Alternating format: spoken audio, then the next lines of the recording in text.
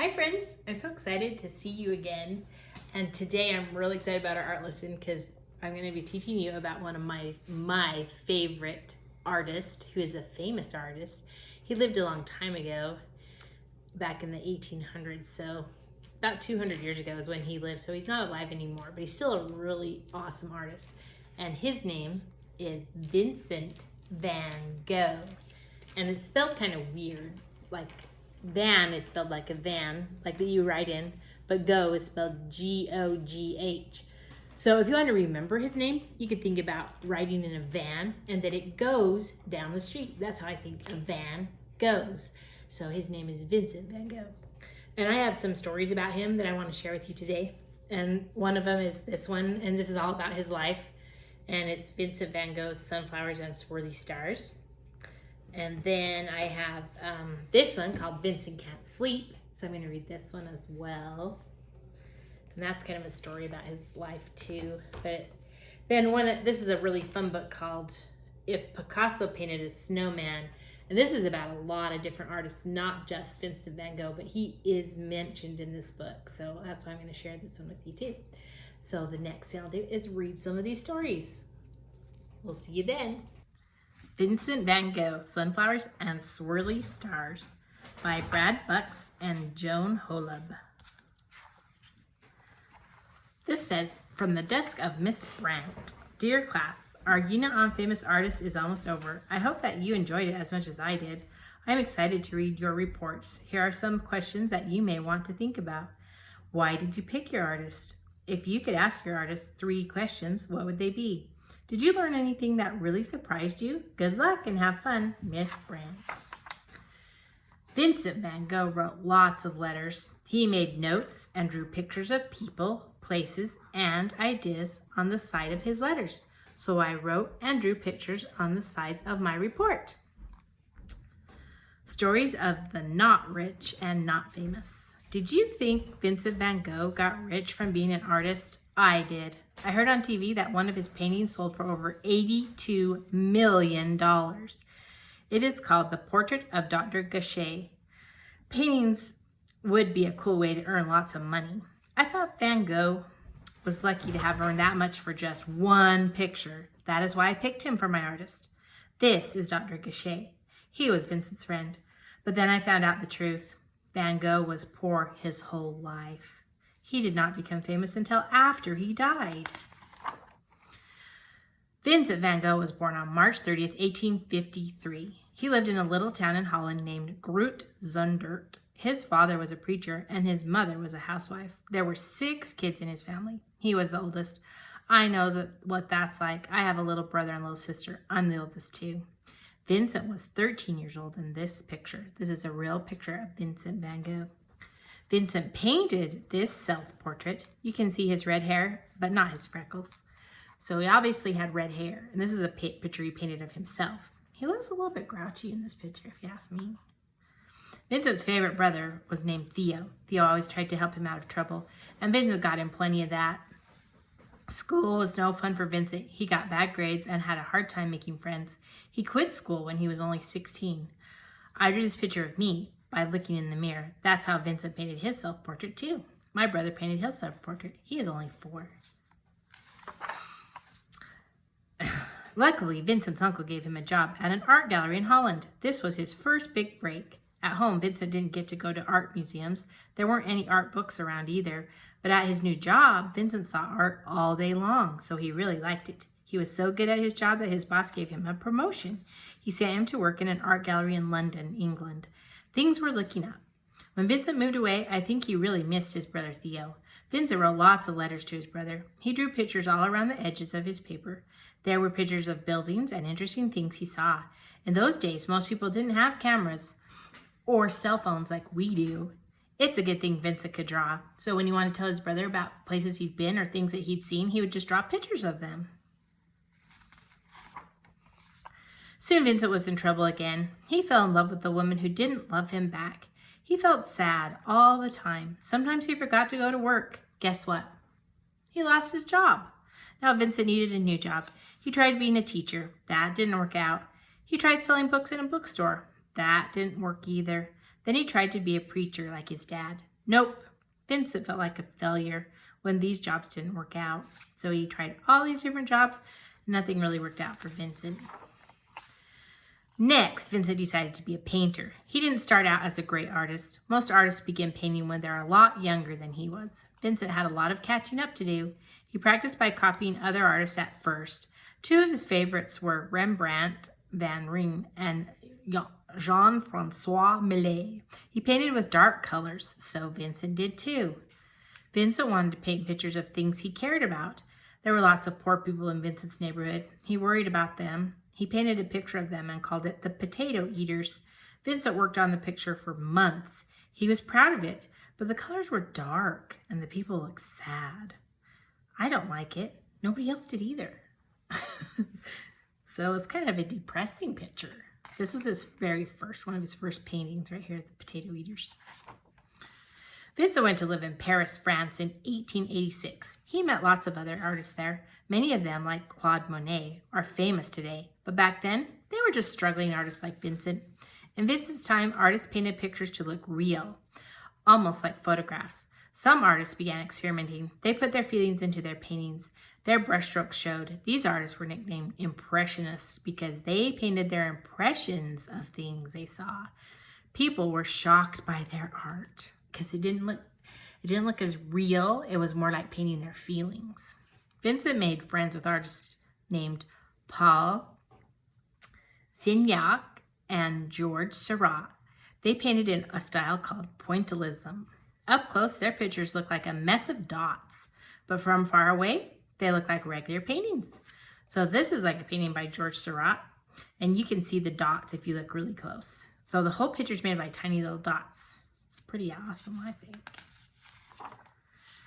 Paul Signac tried to get Vincent to paint with dots too, but instead of just dots, Vincent tried something else. He painted with dashes and swirls. So Vincent had his own style, and he liked to use swirly lines and dashes and lots of lines. And maybe some dots too, but he added lines. While he was in Paris, Vincent saw some Japanese paintings. They really wowed him. Japanese artists painted with bright colors. They left the shadows out of their pictures, and they drew outlines around some things. Vincent tried these ideas in his paintings. He tried to paint with, instead of using all the old colors he used to use, like brown, dark brown, very dark brown, dark green, very dark green, and tan, he started using bright colors like blue, purple, red, orange, yellow, and green. The best thing about Paris was that Theo lived there too. Vincent and his brother became roommates. Sounds great, huh? Wrong. Vincent was a pest. He liked to argue. He was messy too. Sometimes he just tried too hard.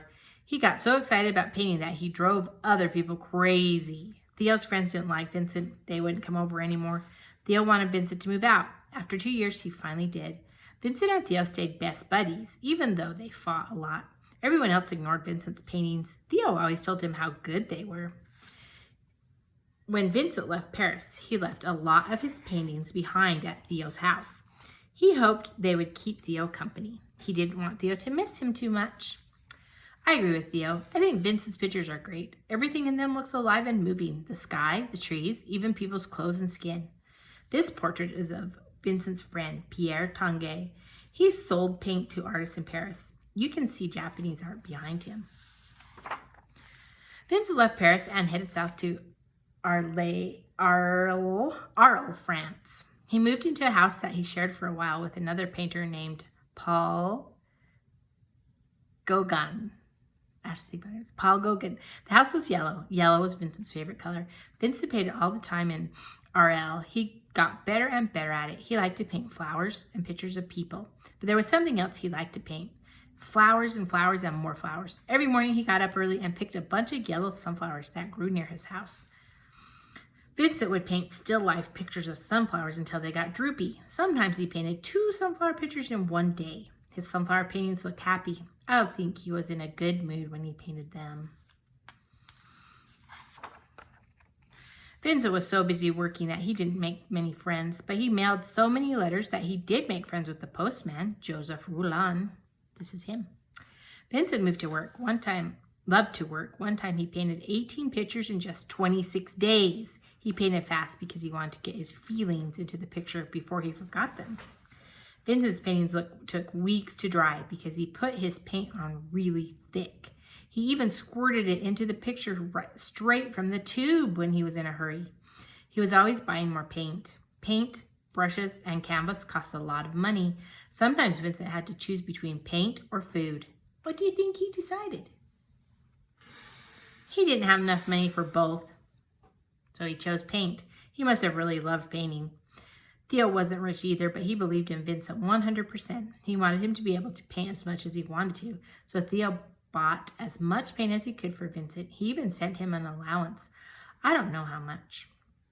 So sometimes when Vincent painted, he wanted the paint so thick, he would squeeze it out of the tube. It's almost like toothpaste. It would be like putting globs of toothpaste on your picture. That's how thick it was. But it made his paintings look super cool, and they had a lot of texture.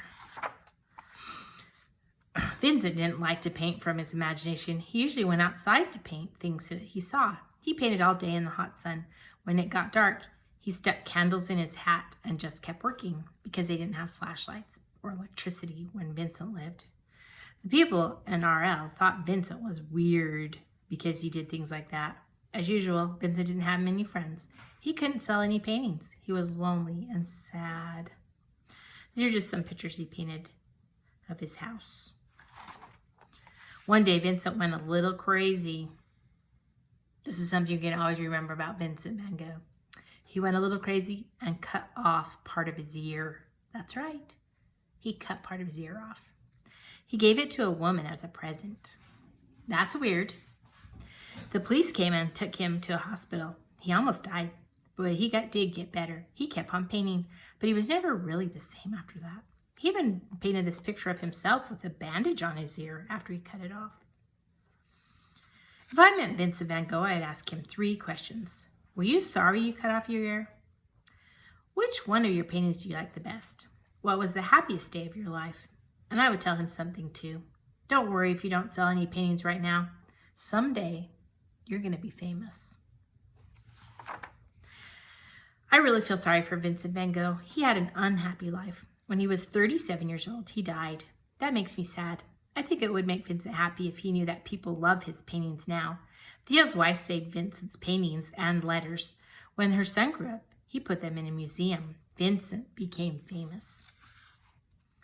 Now Vincent's paintings are in museums all over the world. I have never seen a real painting by Vincent Van Gogh, but I hope I will someday. This is one of his most famous paintings called Starry Night. Some of you have probably seen this one before. I haven't seen any of his real paintings either, but I hope that someday I can do that as well. These are things that surprised me about Vincent Van Gogh. He wasn't rich. He cut off part of his ear. I wish he hadn't done that. He only sold one painting during his whole life. It was called The Red Vineyards. This is the painting that he sold. He was only an artist for 10 years. He started when he was 27 and died when he was 37. He made over 1,700 drawings and paintings in that short time.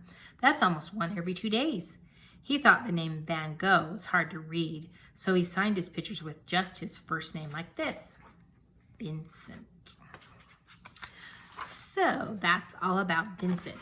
In this book, they talked about how when he first started to paint, he painted like other artists of his day, and other artists of his day painted what was called realism. So they would paint maybe something like this. This is called a realistic picture because it looks almost like you took a picture with your cell phone. See how beautiful it is and sharp and clear. And it looks like a real picture. It looks like you're really there. You could almost feel the heat from that campfire and the beautiful moon shining on the water. It looks very real. And then a lot of artists in Vincent's day, they wanted to express themselves and be a little bit different than everybody else. And they didn't want everything to look real. So they started doing their own ideas and their own feelings. This is called Impressionism. So you can still tell that this is nighttime because you can see a moon. You can maybe see some stars. But this doesn't really look like a real night picture like this one does. Like this would be realism. This would be Impressionism. So that's the difference. And that's kind of one of the famous things that Vincent Van Gogh was famous for is Impressionism art. Van Gogh paints the night sky. Vincent Can't Sleep by Barb Rosenstock and illustrated by Mary Grand Prix.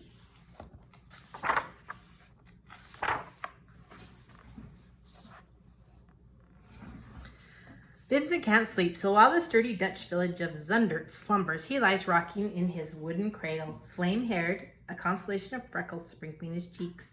His shining eyes change color, first blue, then green, and dart after pink and yellow starlit shapes that twinkle on the ceiling. Vincent can't sleep. Mother will fuss, father will frown. He might wake his little brother Theo. In half-light, his pencil drawings flicker on the sloping beams of their attic room. Carrying laced-up leather boots, he tiptoes down narrow pine stairs, turns the front latch, inching the door open to a wild shimmer of midnight air. Vincent can't sleep. Out, out, out he runs, flying through the garden, marigolds, geraniums, blackberries, and raspberries. Past the church with its tall steeple, down rolling hills and sandy paths meant for sheep, he dives at last into the velvety violet heath, snuggles under a blanket of sapphire sky, and looks up, up, up to the visit with the stars.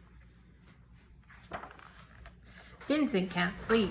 Away at boarding schools in bigger towns, Zevenbergen, Tilburg, dull classes, colorless teachers, rainbowed memories of home. While other students study, play, and laugh together, Vincent draws and writes and sighs alone. He runs into the soothing darkness, and it's brought back to the harsh light over and over again. Vincent can't sleep. Though he's grown, working in gleaming cities, the Hague, London, Paris, he stalks and sells paintings in his uncle's fashionable galleries.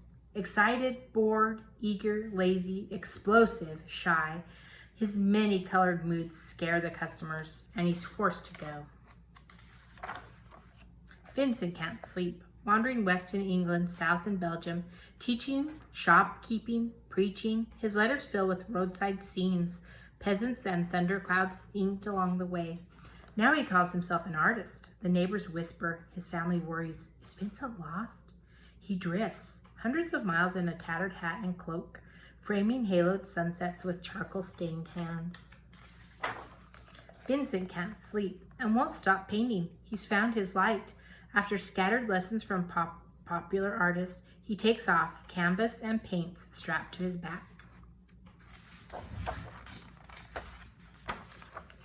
Flashing brushstrokes capture country cottages at dusk, city cafes at midnight, canvas after canvas like radiant chapters in a book only Vincent can read.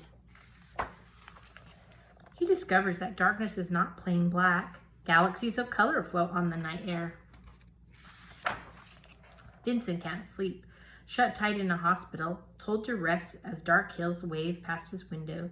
First blue, then green, he pictures a snuggling village, a flaming cypress, a tall steeple pointing up, up, up.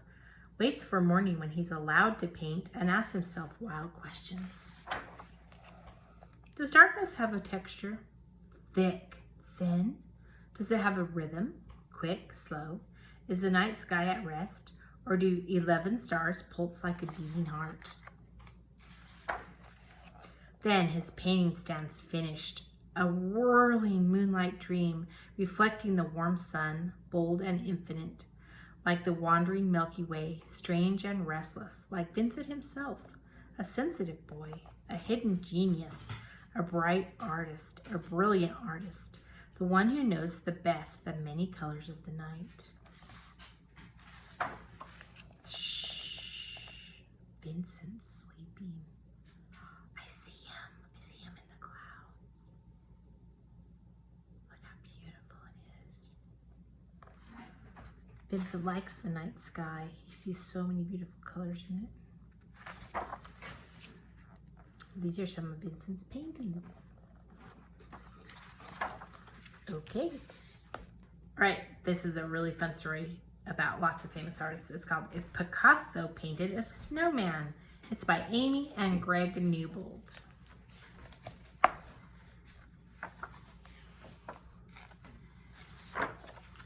If someone asked you to paint a snowman, you would probably start with 3 white circles stacked one upon another.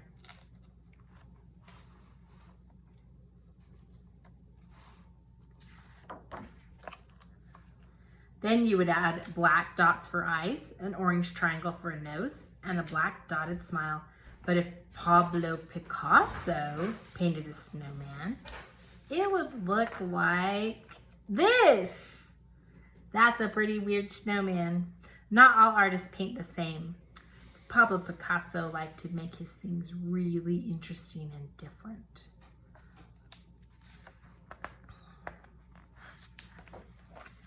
Can you find J.M.W. Turner's snowman? It's lost in the blizzard. See if you can find the snowman in this picture. Yep, you're right. There it is. It's like a shadow, isn't it? Blam! Roy Lichtenstein's snowman, snow hero, saves the day. Georgia O'Keeffe's snowman wouldn't last long in the desert. Wouldn't bloom long in the desert. Just Georgia O'Keeffe liked to paint lots of desert pictures. A patchwork quilt, soft and cozy, wraps up Gustav Klimt's snow family. I like Gustav Klimt's art. Lots of pretty colors and lots of patterns. How many snowmen hide in Claude Monet's haystacks? Ooh, let's see. 1, 2, 3, 4, 5. I found 5 snowmen. A dust-covered snowman watches Pablito Velarde's ornamental birds. That's an interesting snowman. Jackson Pollock painted his snowman. Splish, splash, splat. It's kind of hard to find a snowman in that picture. That's how Jackson Pollock paints. In Salvador Dali's winter fantasy, snowmen drip like melted cheese. That's very interesting, isn't it? Rickety Rack, a stick snowman, drives Paul Klee's wire car. Marc Chagall's snowmen cavort in a bright circus ring. Dot upon dot upon dot. Here's Snowman by George Seurat. He painted with dots. Pierre Mondrian's snowman is square. Do you see a carrot anywhere in there? I do, right here. I can see a carrot. Circles surround circles as Sonia Delany's snowman spins. The rhythms of the street make Jacob Lawrence's snowman smile. Vincent Van Gogh's snowman swirls and curls in the wavy hills. And Grant Wood's famous snowman, Gothic, will never melt away. What would your snowman look like? Well, we're learning about a famous artist this week in art, and the one that I'm going to talk to you more about, it's this one, Vincent Van Gogh. He liked to paint with lots of swirly lines and dots and dashes. This is a famous painting by Vincent Van Gogh called Starry Night. Do you see how it looks a lot like the snowman picture? I see swirly lines and the moon with lights, yellow all smudged around it. So today we're going to do a Vincent Van Gogh Starry Night snowman picture. So that's what we'll do next.